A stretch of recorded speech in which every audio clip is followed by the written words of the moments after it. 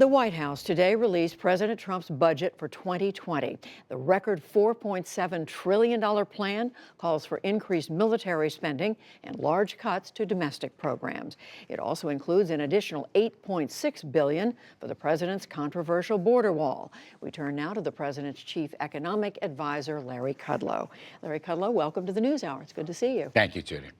So the president's asking Congress to approve the largest budget ever, as we said, $4.7 trillion, doesn't achieve balance for another 15 or so years, trillion-dollar deficits for the rest of his term, and yet he ran promising to get rid of the deficits. He's going in the opposite direction. Well, I think actually, if you look at those numbers as a share of GDP, which is the real burden, spending and borrowing comes down every year.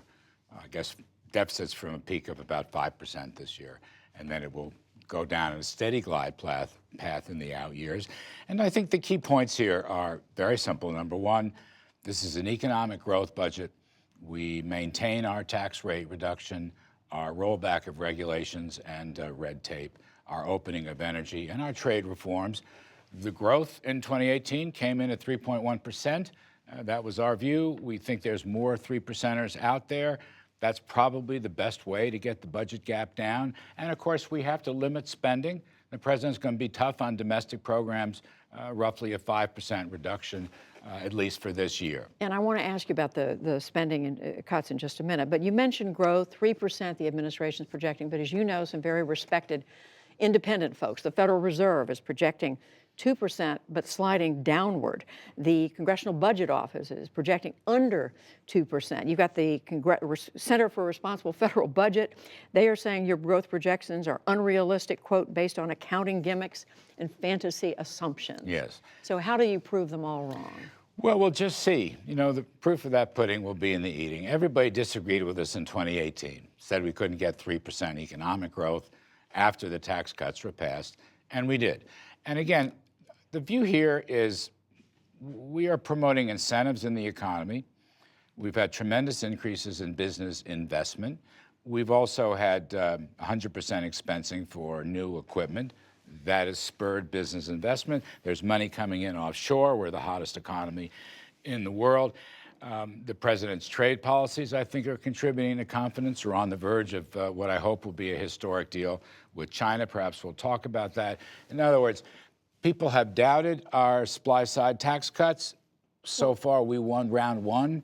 I'm going to roll the dice again, and I'm going to take the over and suggest that we will be right again this year, and many of our critics will not be. Well, you are hanging a lot of this on these tax cuts, but we now have a number of experts who are watching those tax receipt numbers that come in regularly, and they are saying that they do not add up to what is anything like the kind of growth that the administration had projected off these taxes. Well, actually, you know, overall revenues are up about 10%, so that's a pretty good number. And let me say, one of the people that are skeptical of us, the Congressional Budget Office, nonetheless, their estimates before taxes and most recently after the taxes, they have argued, they've said there's roughly $7 trillion of higher nominal GDP, and from that comes about $1.2 trillion in extra revenues, so that the tax cuts are about 80% paid for overall. That includes the individuals.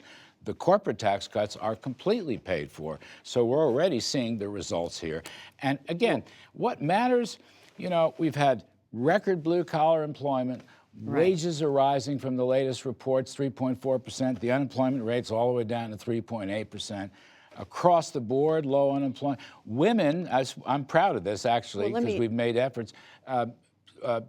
65 some odd percent of the new jobs created in the last year have come from women. So I think we're striking everywhere, and we are succeeding. Well, let me ask you, obviously there are other views, but let me come to the larger picture here on spending cuts, increasing spending in defense, cutting parts of the budget that are non-defense, so-called discretionary, much of it domestic. There's been a kind of a deal between the two political parties for the last decade or so in this very partisan era that for every dollar of spending in one direction or another on defense, there would be an equal movement in non-defense. You've broken with that approach. You've got here a 5% increase in defense and a huge cut on the rest of the budget.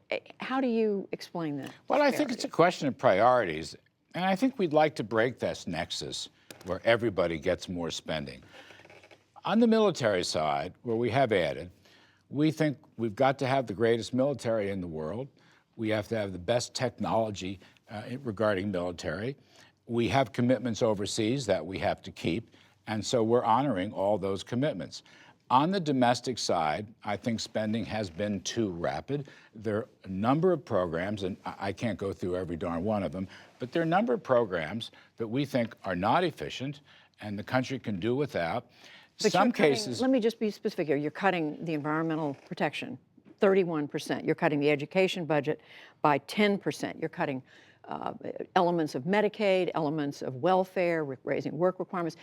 The question coming out of this is, are the American people going to be better off with this budget? Well, look, food stamps have come way down. I mean, we've lost 5 million people on food stamps. That's a terrific thing. Other poverty areas, homeless vets, for example, that number has dropped by 5%. We had added in our tax plan tremendous assistance to low-income workers, child credits, earned income tax credits. I mean, we think that the essential safety net is being preserved and then some. But I want to say, growth solves a lot of problems. So more and more federal spending is not a recipe for growth, will not help the people that we say, some people think will help. And so why should we continue to spend in an unlimited way? Well, we're going to have another conversation about growth the next time we have you on. But let me finally ask you about the border wall. You're asking $8.6 billion. You only asked for $1.6 billion last year when you had a Republican majority in the Congress. Even right now with this Congress, Republicans are expressing doubts about that much money. Is the president looking for another showdown with the Congress over this? I mean, looking for another government shutdown potentially? The president is essentially looking for border security, and that includes building a wall. And we brought in all the experts from inside the government, Customs, ICE, DHS, and so forth, and that's what we decided we needed. My view, it's absolutely essential that we have this border security because we have an economic crisis, a humanitarian crisis, illegals flooding over the border. This has to be stopped for the safety and security of the United States. So I think the president has made a very effective case. If there is going to be a battle with Congress, then so be it. But the experts that we've talked to believe that this is exactly the right number. But so be it. You're saying if that's what comes, the president's prepared for it. Well, I think you have to fight for your principles. And again, I think border security on the southern border is essential. I think it's essential, frankly, to the longevity of the country. I think we're not going to have the prosperity and the law and order as long as we leave that problem unsolved. I understand there are disagreements. We would love to have a bipartisan agreement on this as time goes on. There's no question about that. There are other areas of bipartisanship that we may seek, but border security is essential, and I think the president has made the case. And you know that it's a subject of an enormous debate. Larry Kudlow, thank you very much for being here. Thank you, Judy.